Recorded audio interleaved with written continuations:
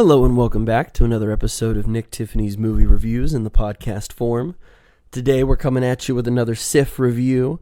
This time we're switching to the online portion of the film festival. So, this is almost like a little window into how some of the critics do some of their movie screenings, whether it's for independent films, foreign films, all sorts of kind of stuff like that. The, ones that might not get bigger distribution, but especially in this post-COVID world, and everything's built for streaming, and people have got theater setups at home now. I think it was a pretty smart move on their part to do part of this online, because usually the festival is in person. They used to be able to check out movies. You'd have to go down to a hotel where the SIFF offices were kind of set up at the time, I remember, and I remember checking out DVDs or screeners, and it's like, all right, you got to bring it back.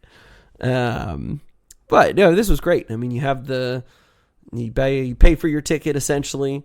You'll get your online queue of sorts. You're able to cast it onto a TV or something, and so it worked seamlessly. So our first film, kicking off this online portion, is the Mattachine family.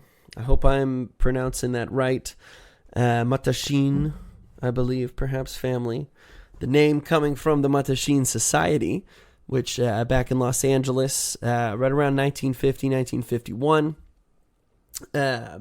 some of the early gay rights activists who believed that, believed properly that homosexuals should be seen as equals and should be entitled to the same rights as everyone else.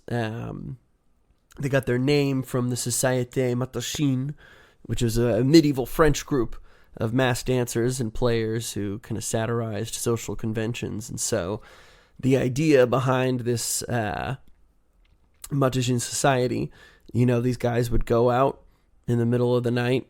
They would go and they would dance and they would wear these masks so that nobody could make them out, so as they wouldn't get harmed or anything like that. But it was a way for them to kind of, truly support one another, to live their truths, to be who they wanted to be outside of the views of a very narrow-minded society. And so the Mattachine family follows Thomas and Oscar, played by Nico Tortorella and Juan Pablo de Pace, respectively. The two of them have been married for, I want to say 5 or 6 years, and they've kind of come into a place where they wanted to have a child. And so they went the adoption route, and what had ended up happening was they had actually found a young boy named Arthur who needed a home. His mother was going to be away for a little while, getting help. Really not sure how long, but, unfortunately they were homeless at the time. And so they bring Arthur into their home, and for one beautiful, beautiful year, they're fathers. And they really explore what fatherhood means to both of them, having Arthur in their life, building a bond with this child who, needed nurturing and loving. And everything seems to be going great until the unfortunate reality of the situation sets in, and Arthur's mother, fortunately, was able to get back on her feet and into a place where she's able to care for him. And that's kind of what starts our story. This fraction almost, having to, it sounds horrible, but having to give back, the child that you adopted, or at least, you've been fostering and taking care of for over a year. And, it's especially hard on Thomas, who really has grown such an attachment to Arthur. Oscar is an actor. He does film and TV. And, we kind of get early on that, he's often shooting. He might be away a couple months at a time. The program gets picked up. Maybe we have to move. And Oscar really sees this almost as an opportunity in his life to maybe get focused back more into his work. Whereas Thomas almost can't live without the thought of being a father, and wanting to have a family. And so it creates this really interesting divide between the two of them as to what they think their ideal family looks like. Do you want a family, considering what we just had and what happened? Do you want to try again? Or do you feel like, we gave it a shot and maybe it didn't work? So that kind of, without going too into detail, as far as some of the issues and traumas and things that they face, I thought this was a very interesting movie.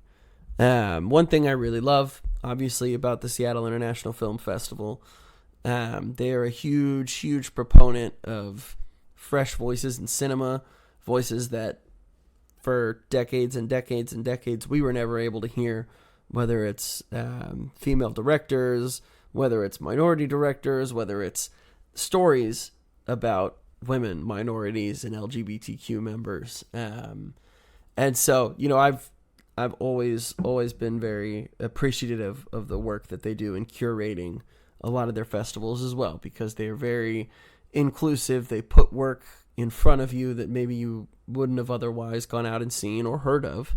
And they're telling real stories. They're telling stories that really matter, and they're shining a light on people whose lives are perhaps less visible than others.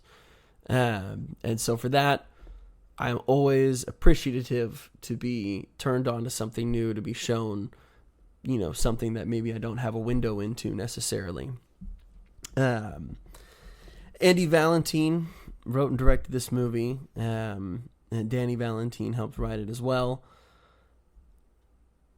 I was really sold on the premise, and I really, really connected with the issues that Thomas was facing and feeling. They do some really interesting things narratively.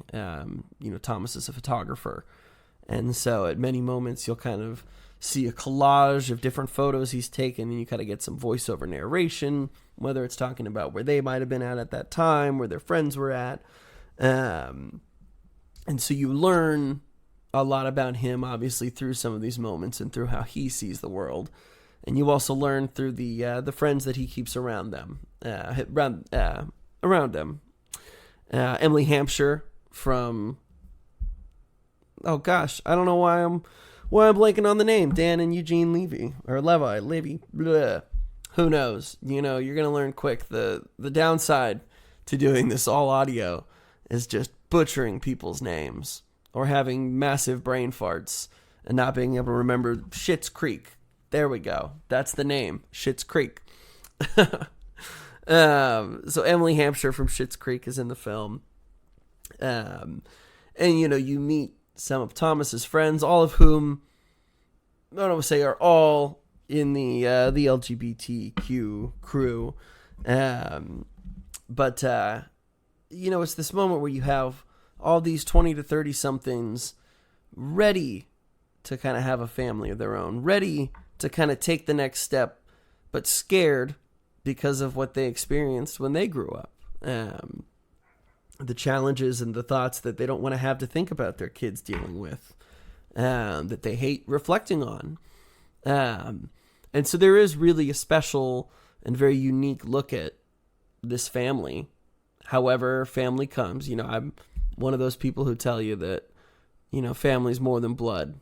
And I think I've always kind of felt that. And so, you've got a really, really strong supporting cast here who all, they all have got pretty great chemistry. I think at times, I don't know if it's the writing, perhaps, or how it was, or maybe the editing. I don't know. There were a couple moments where I felt like we ventured into the Hallmark zone a little bit, or like Fault in Our Stars kind of zone, where I'm like, all right, the writing, some of the little quips or things that are happening or reactions, it feels a little, obviously it's emotionally charged, but I don't know. Some of it, I'm just watching it and I kind of snickered a couple times because I was like, I think that was meant to be serious, but it feels like something you might hear on a holiday special or something, or I'm going to kick the crap out of you because you're gay. Or, there's this really overly bitchy gay guy who, and I don't mean to say that offensively at all. I'm sure they would credit this guy in IMDb as such. But, just really painfully catty, I should say. And to the point where it's like, all right, I get it. You're being snarky. You're being bitchy. Whatever. We'll go do whatever. But then there was like this unnecessary, like, that's when I thought, bitch. And I was like, oh, no. No. You get smacked for saying something like that. I don't know. There are just some moments where it's like, oh, like that's the peak bully, and of course you're not going to do anything about it. But I don't know. I enjoyed the film. Again, I think it is a really fresh perspective. There's definitely a lot of talent in the cast. I don't know. It didn't totally grip me the entire time, and I think that's because I kind of think it wavered between very serious film and then also, trying to lighten the mood a little bit, trying to be a little more accessible perhaps. But all in all, I really enjoyed the performances. I really enjoyed the central story. I'm not quite sure what the release schedule looks like for this film, but if you're willing to take a chance, expand and broaden your horizons as far as what you watch and what you learn and the stories that you hear, the Mattachine family might not be a bad way to go. It was certainly an okay start to our digital screenings. I think that with our, I'm just going to be honest. It's going to be a few reviews in a row that, I'm not writing too much home about, unfortunately. But we're going to get to some gold. You just got to stick in there with me. We'll catch you next time with more coverage coming from the Seattle International Film Festival. Thanks for listening, guys.